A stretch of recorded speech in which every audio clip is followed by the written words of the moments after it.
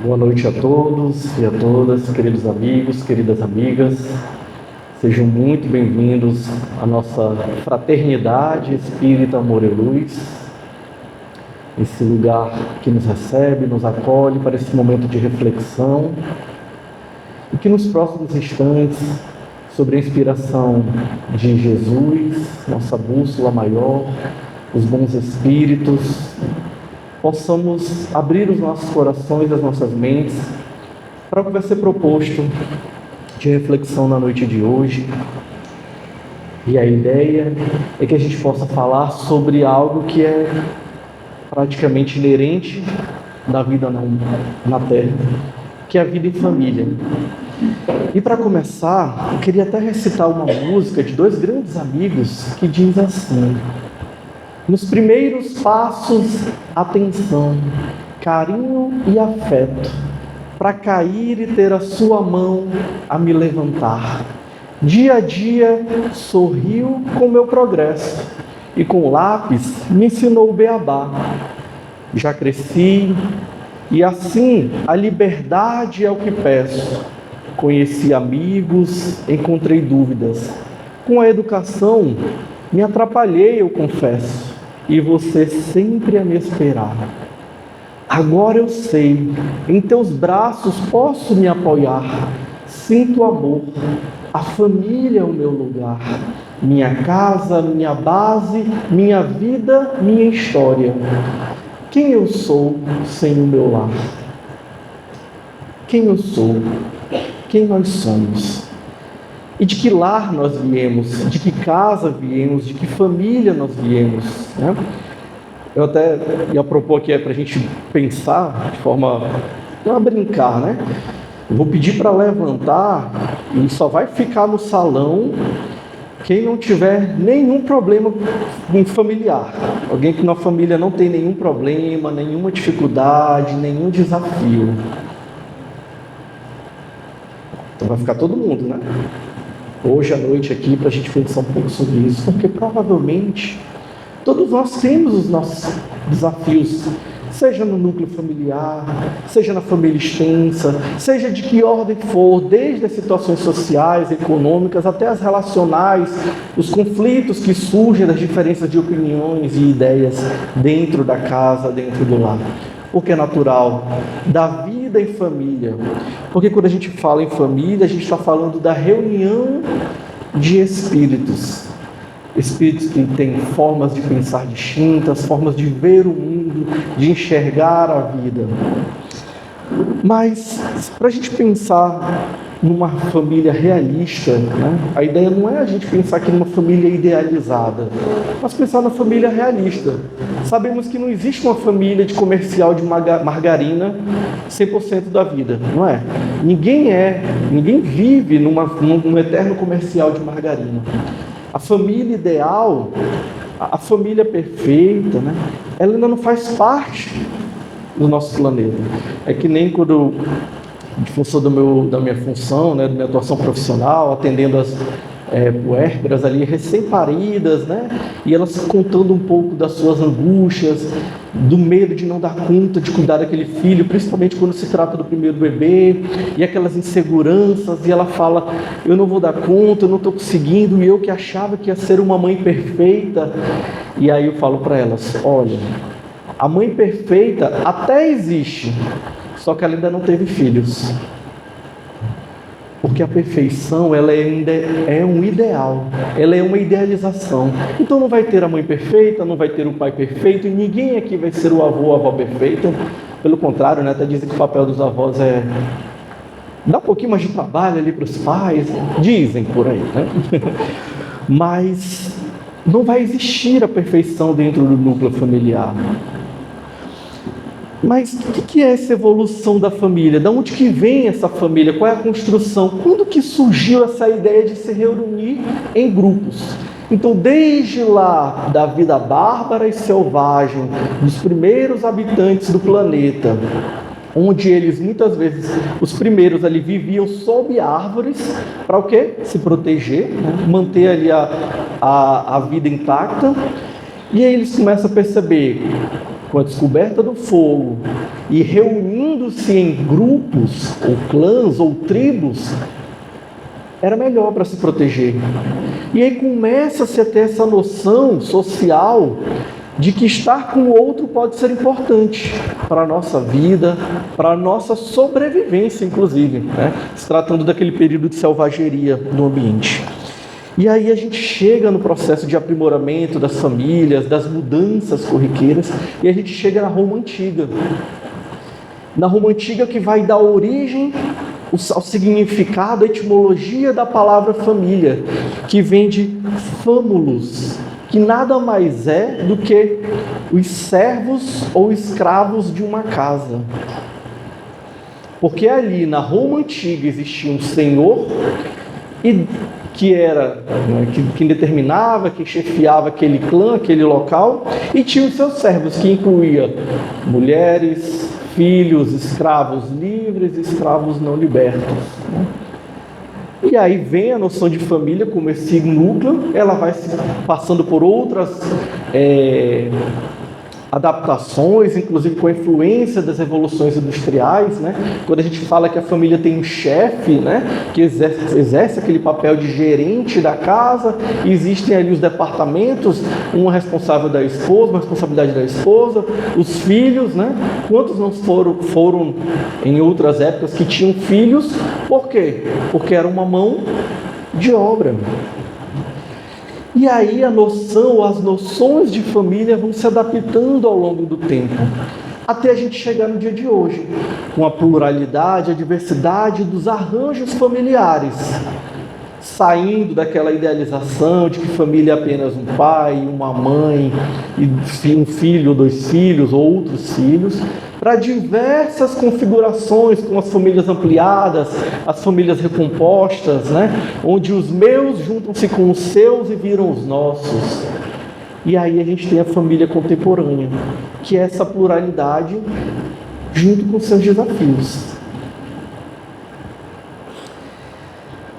E aí, pensar em família, já que a gente percebeu em algum momento da humanidade que viver em família era importante para a gente, isso tem tudo a ver com uma das leis divinas, que é a lei de sociedade, que a gente nasce para viver em meio ao grupo social. E qual é o primeiro grupo social que nos acolhe e nos recebe? Se não a família, se não alguém para prover, para cuidar das nossas necessidades básicas, né? E diferente do animal, do potrinho, quando nasce, quando ele tem um pouquinho mais de autonomia, ele ganha o pasto, tem mais liberdade, enquanto a criança fica ali, por longa data, por longo período, sob o cuidado, a batuta e a tutela dos pais. Porque a gente tem essa necessidade de orientar os pequeninos, de direcionar o caminho enquanto escola da alma que é essa família. Mas qual é a perspectiva espírita da família?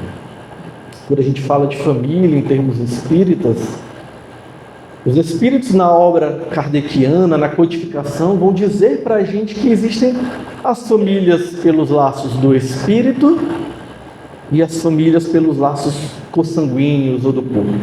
Quanto que antigamente era dado valor ao sangue, né? Porque eu tenho sangue nobre, você é de uma linhagem nobre. E aí vem a doutrina espírita nos esclarecer que mais importante do que a consanguinidade são os laços de fraternidade. Porque quantas vezes a gente não tem uma relação até mais íntima e próxima com alguém que não tem consanguinidade com a gente? Que não nasceu na mesma casa, não comeu do mesmo pirão e não provou do mesmo... Não, essa parte do cinturão a gente já tira, né? Mas quantas não são as pessoas que a gente tem uma afinidade tão intensa ao ponto de parece que é meu irmão, mesmo não tendo nascido do mesmo ventre? Porque eles vão colocar para Kardec que os laços do espírito são laços duradouros, enquanto os do corpo são efêmeros e passageiros. Não significa que a família consanguínea não seja importante, até porque não existe o acaso na reunião familiar. Nós nascemos no lar em que precisávamos e merecíamos nascer. não existe erro de CEP na hora da reencarnação. A gente nasce na condição, no país, na cidade, na família, no número que necessitamos nascer por algum motivo, ou por reparação, por aproximação de espíritos aos quais a gente talvez tenha tropeçado junto, e que hoje, reunidos dentro de um mesmo lar, na mesma casa, dividindo o mesmo teto, comendo 1 quilo de sal, porque demora para acabar o quilo de sal e a gente tem que conviver com aquela pessoa, é o espaço que a gente tem para, nessa troca, nesse burilamento familiar conjunto, né, onde eu tenho que lidar com meu irmão, tenho que lidar com aquela mãe, tenho que lidar com aquele pai. Não existe acaso aí. A gente está na família que a gente necessita e precisa estar por um motivo que talvez a gente não perceba e não saiba agora. Então, qual é a oportunidade ou como que a gente vai aproveitar essa oportunidade dentro do núcleo familiar no qual fomos dirigidos?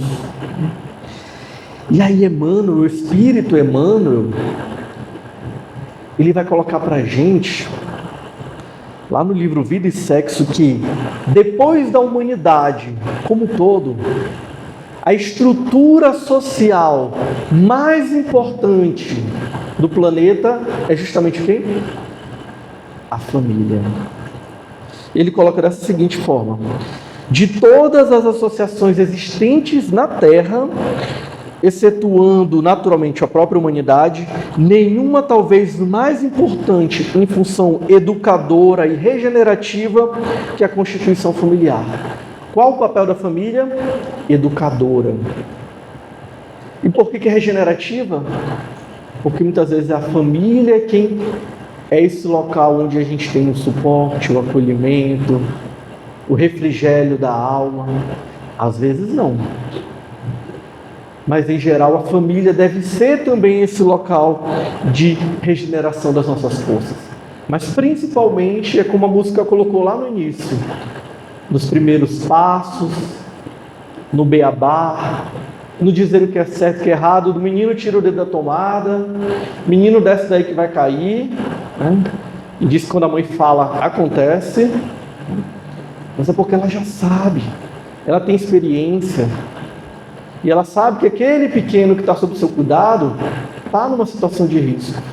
Então é cuidado, é atenção. E o espírito Joana de Ângeles, já pela psicografia do Divaldo, ele coloca que a família é o espaço de... Eu gostei tanto dessa palavra que eu queria trazê-la para vocês, destacá-la para vocês. Aformoseamento do espírito. É na família que a gente promove o aformoseamento. Pense em algo formoso. Pense em algo com uma boa forma. É na família que o espírito consegue esse aformoseamento. É nesse núcleo que ele consegue desenvolver o aformoseamento espiritual. Para quê? Para uma aprendizagem que levará a relacionamentos futuros exitosos. Ou seja, com quem que eu vou me relacionar fora do núcleo familiar está diretamente ligado à forma como eu me relaciono dentro do meu núcleo familiar.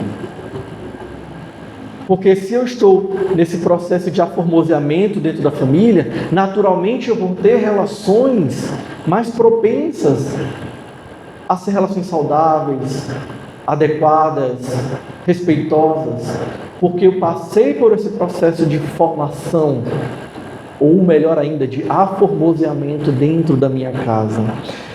Mas aí Kardec, com toda a sua perspicácia, pergunta para os espíritos lá na codificação, vamos pensar o seguinte, Kardec perguntou, o que aconteceria, a gente viu toda essa trajetória da família, mas ele pergunta, o que aconteceria se a gente fragilizasse os laços familiares? E os espíritos colocam de forma bem pontual em uma única frase, seria a recrudescência do egoísmo, ou seja, o retorno do egoísmo na humanidade. Não que a gente esteja livre do egoísmo, mas sem os laços de família, o egoísmo seria ainda maior a nível global. Então ele pergunta, se tira a noção de laços de família, o que sobra? O egoísmo, o aumento do egoísmo, o retorno intenso do egoísmo. E aí, família, né? Já que a gente está falando de egoísmo, família não é o primeiro lugar que a gente aprende a partilhar, a dividir a cama. Eu era o irmão do meio, aprendi a dividir a roupa do irmão que sobrava, né? Que crescia e aí ficava para o do meio. Quando tem um pedaço de torta dentro da geladeira, quando a gente mais exercita a partilha, né? Porque tem aquela regra que quem pegar o último pedaço tem que fazer o quê? Lavar a louça. Aí todo mundo vai lá e tira só um pedacinho e vai partilhando para ninguém lavar a louça.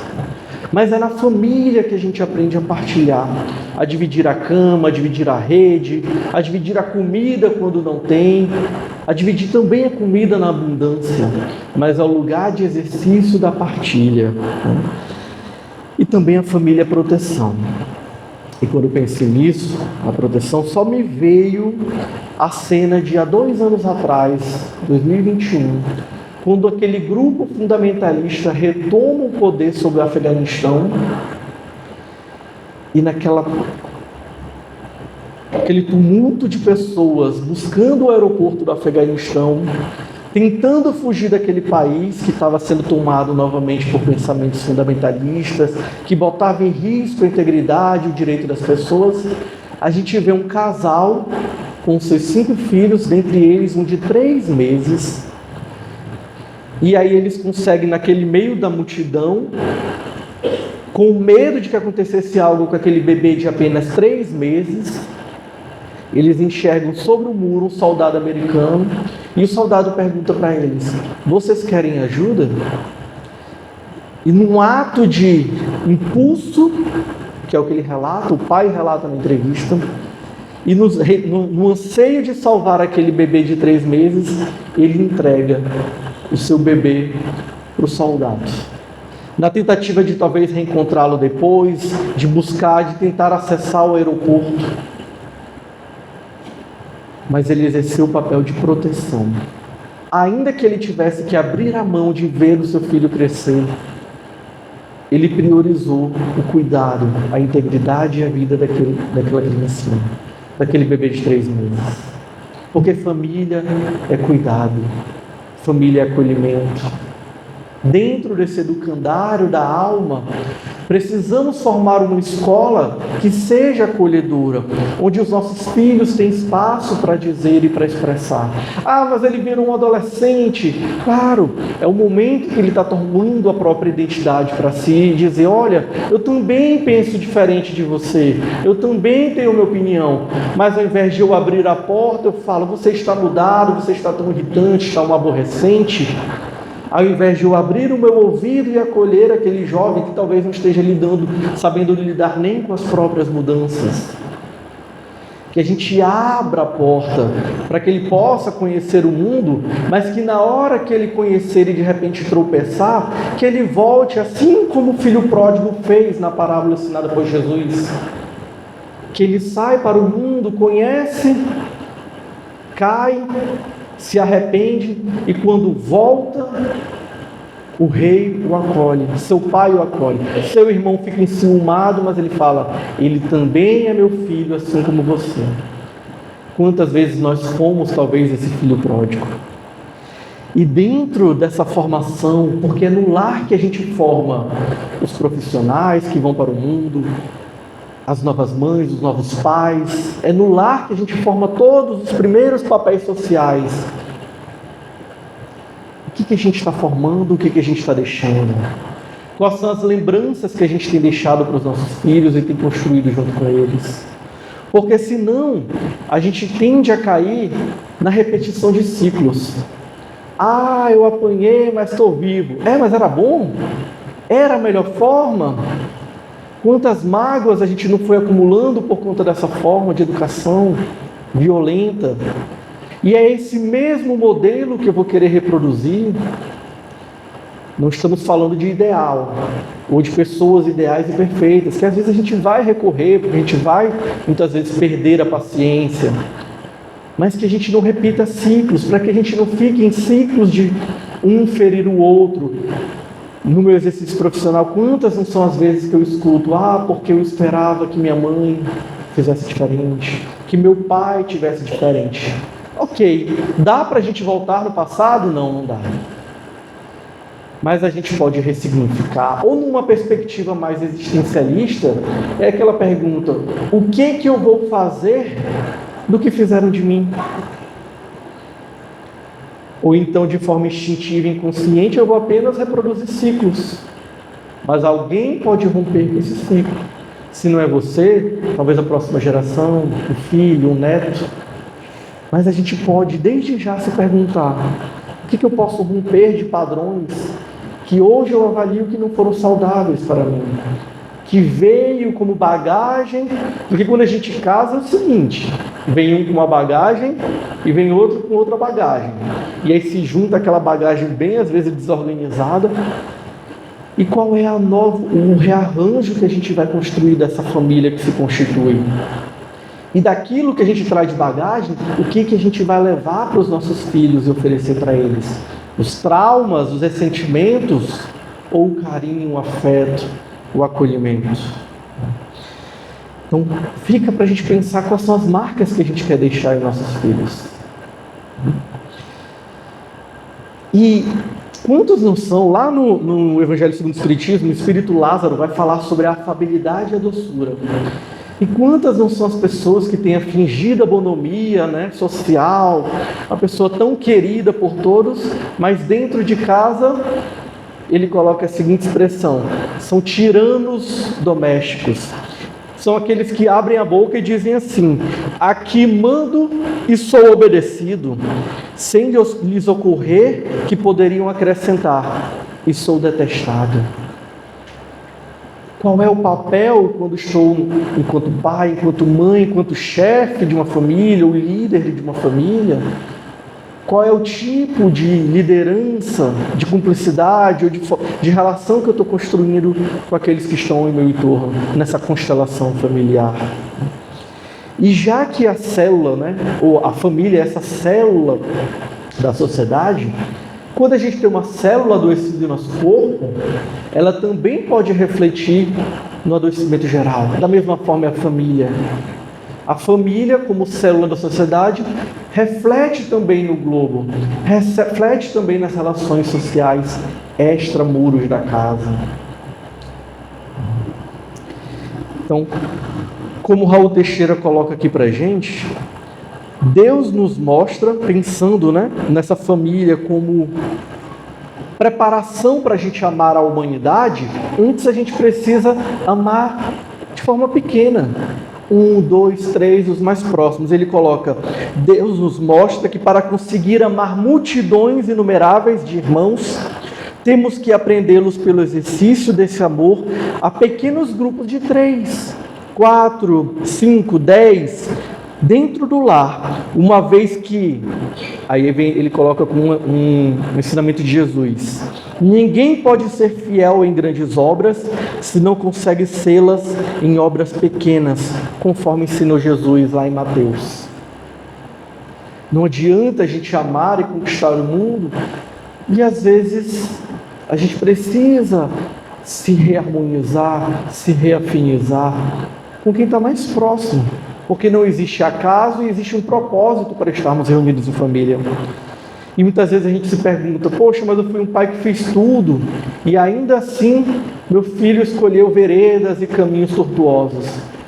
E aí o Raul Teixeira fala assim: poderia ter sido pior se ele não tivesse passado pela sua educação. E além disso, existe uma lei, que é a lei de liberdade, a lei de livre-arbítrio. Ainda que ofereça todos os melhores exemplos, o meu filho, a minha filha, aquele a quem eu tutelei, ainda assim vai fazer a escolha dos seus caminhos, independente da nossa vontade, porque são espíritos distintos de nós. Os nossos filhos não são nossos, são empréstimos de Deus, que Ele nos entrega e nos confere para educarmos nesse educandário de almas. E aí, qual é a dica que a gente tem para a harmonização da família? A oração dentro do lar. O Evangelho, a leitura do Evangelho. Tirar um dia na semana que seja, para a gente conversar. Não para lavar roupa suja, deixa a roupa suja para a máquina, para o tanque. Vamos abrir um espaço na nossa agenda de família para fazer a leitura do Evangelho, um livro que seja benéfico para a família, que seja de interesse comum. Conversem, sair um pouco da tela e fazer a conexão com o divino. E todos nós estamos entrelaçados. Somos núcleos familiares, mas entrelaçados em uma grande rede familiar, que é a família universal. Somos todos partes dessa grande teia divina, seja aqui, seja no Afeganistão, seja em Israel, na Palestina, seja na Ucrânia, em qualquer canto do mundo, na Oceania ou na África, somos todos partes da parentela espiritual, filhos de um único Pai, Deus. E aí, para finalizarmos a nossa noite, esse encontro, eu vou convidar a minha amiga Caroline para vir aqui. A Caroline, ela é evangelizanda aqui da juventude. E a gente trouxe uma música para vocês, sabe aquela lá do início? Chamada Meu Lar. E a Caroline vai... Eu vou tentar tocar, né? E a Caroline lindamente vai cantar para a gente. Boa noite.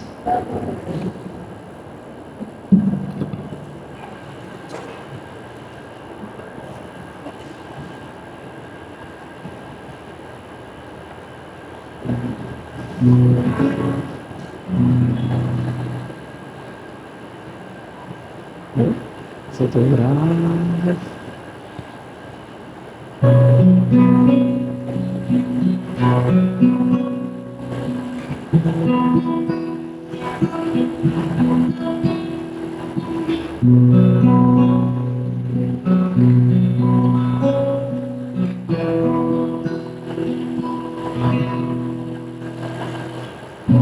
Os primeiros passos abrem ainda perto. Me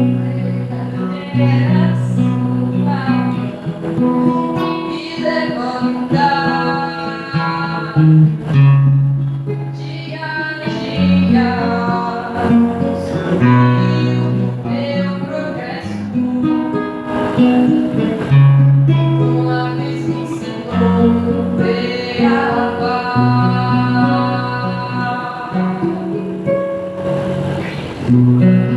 Já cresci, e assim a liberdade é o que peço. Conheci amigos, encontrei dúvidas.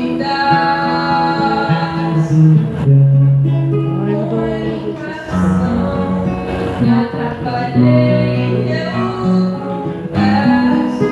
E você sempre a me esperar.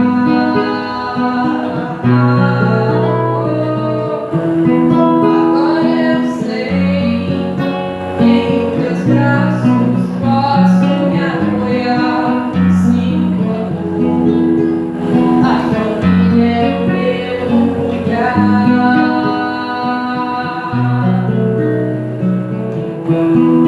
Minha casa, minha base, minha vida, minha história.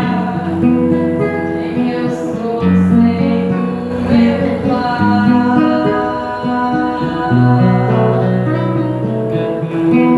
Agora eu sei que em teus braços posso me apoiar.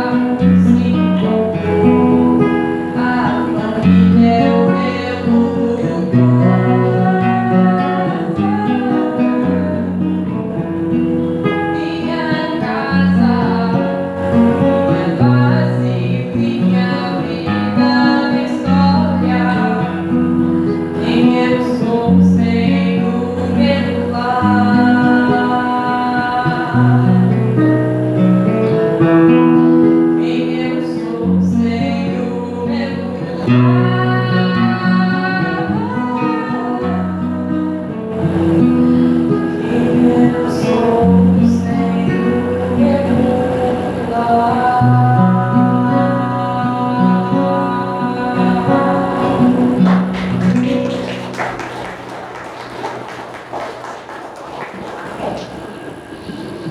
Muito obrigado, Carol. É isso, amigos. Boa noite a todos. Que a gente possa retornar aos nossos lares, levando essa reflexão, pensando nas nossas famílias e que a gente possa construir a paz dentro de cada um de nós e, consequentemente, dentro da nossa casa. Boa noite.